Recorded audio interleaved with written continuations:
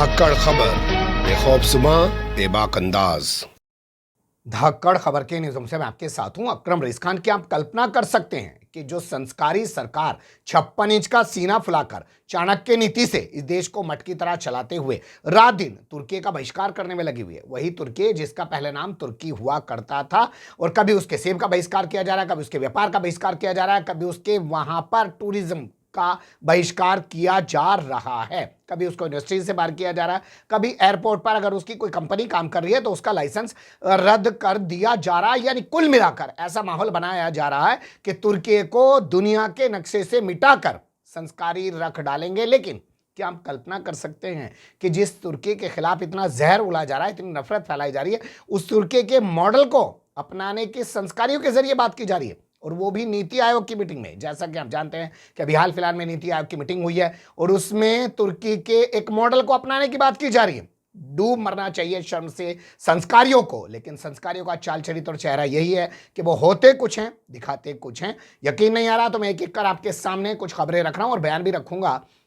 उसे देखने सुनने के बाद आप लोग भी यही कहेंगे, अरे भैया ये तो तुर्की को मिटाने पर तुले हुए थे, ये क्या हो गया भैया। तो आप ये तमाम जो है कटिंग्स देख सकते हैं, हमने वेबसाइट्स की निकाली हैं। ये बता रही हैं कि नीति आयोग की मीटिंग में तुर्की के मॉडल की बात की गई है। अब किस मॉडल की बात की गई है और क्या है मुद्दा, मैं आपके सामने रख रहा हूं पवन खेड़ा के हवाले से, जो कांग्रेस के राष्ट्रीय प्रवक्ता है। पत्रकार ने सवाल पूछ लिया तो उन्होंने क्या जवाब दिया, सुन लीजिए। एक और सवाल है सर। चौथी अर्थव्यवस्था भारत बन चुका है, ये कल नीति आयोग के सीईओ ने बयान दिया।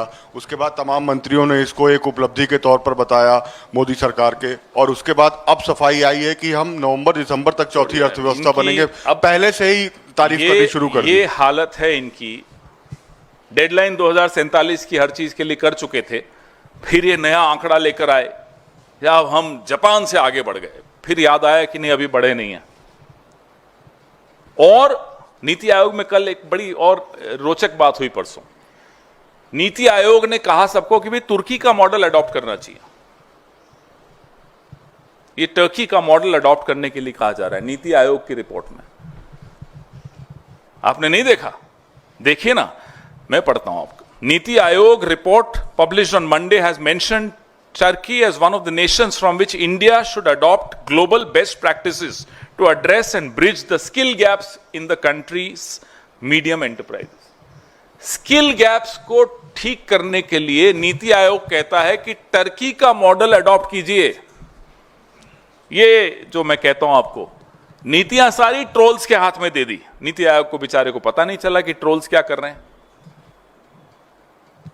ये स्थिति है। और नीति आयोग को छोड़िए, जब पूरी सरकार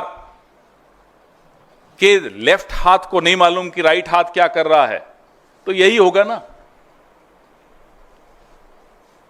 जापान से आगे बढ़ गए जी, अभी दो चार महीने दे दो, अमेरिका से आगे बढ़ते हुए दिखा देंगे और हमारे ट्रोल्स मान भी जाएंगे, जय जयकार भी हो जाएगी। मोदी जी फिर नई कोई वेशभूषा में आएंगे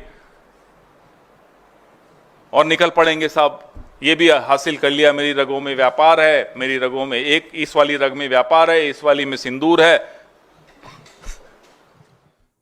अब भैया सुनने के बाद तो आप लोग अगर अंधभक्ति में डूबे हैं तो कोई फर्क ही नहीं पड़ता है। मेरी रगों में सिंदूर बह रहा है, मेरी रगों में गरम खून बह रहा है। डायलॉगबाजी सुनते रहिए, नया नया बहरूप बनाकर, नया नया रूप बनाकर आपको एंटरटेन करने के लिए संस्कारी सत्ता के मजे लूट ही रहे हैं, बाकी लोगों के सवालों का जवाब दे नहीं रहे हैं। पूछा जाना चाहिए कि एक ऐसी सरकार है भाई, अभी तक तो तुर्की का बहिष्कार कर रही थी और अब ये क्या कह रही है, तुर्की का मॉडल अपना लीजिए। बने रहेगा धाकड़ खबर के साथ। कमेंट्स के रूप में आप लोग अपनी राय दे सकते हैं, खबर को लाइक कर सकते हैं, चैनल को सब्सक्राइब कर सकते हैं और ज़्यादा से ज़्यादा हमारी खबरों को शेयर कर सकते हैं।